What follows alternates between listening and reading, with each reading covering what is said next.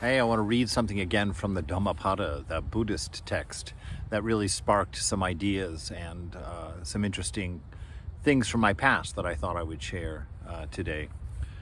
The verses say, "Formerly this mind went wandering where it liked, as it wished and as it listed.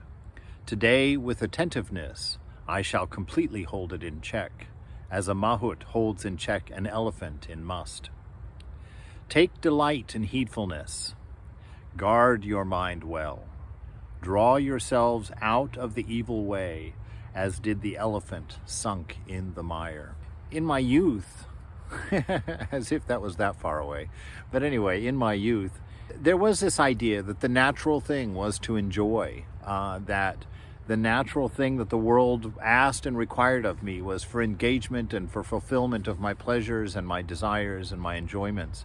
And I went that way and couldn't find, as I've shared in the past, that sense of frustration in never being able to really be sated. It seemed like the more I got, the more I wanted, and the more I was confused about why I wasn't finding what I was being promised in those things.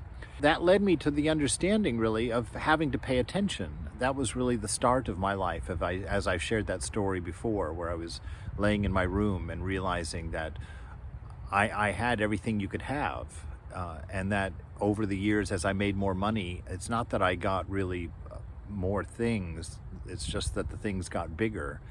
You know, at the end of the day, everybody just sleeps in a house, everybody just eats food, everybody just, showers in the bathroom.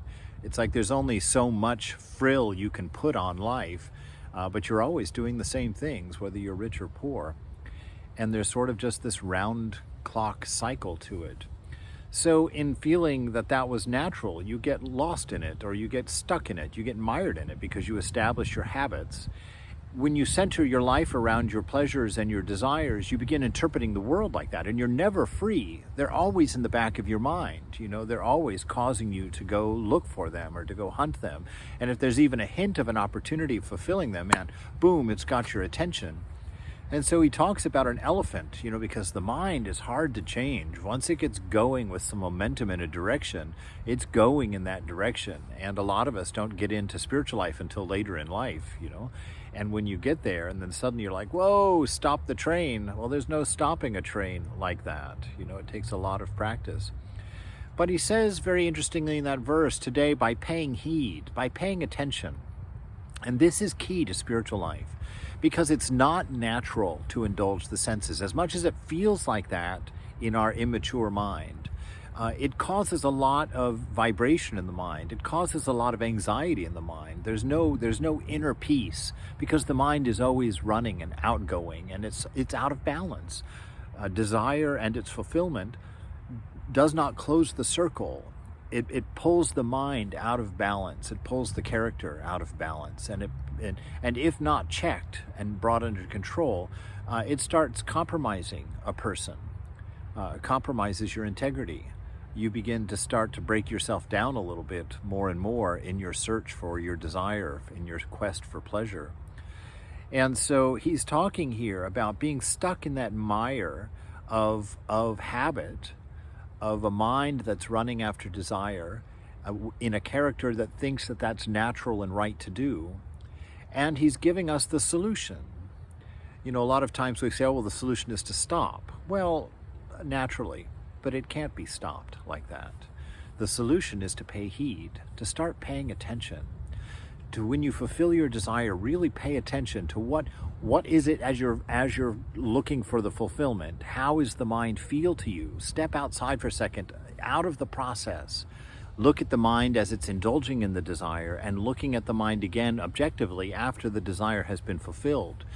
And by paying attention like that, by living a conscious life like that, you become aware of the fact that it's not natural to run after desire like that. That it's not natural to put the body in charge, or even to put, the moods of the mind in charge. You begin to understand that they pull you out of yourself, that they pull you out of a state of peace.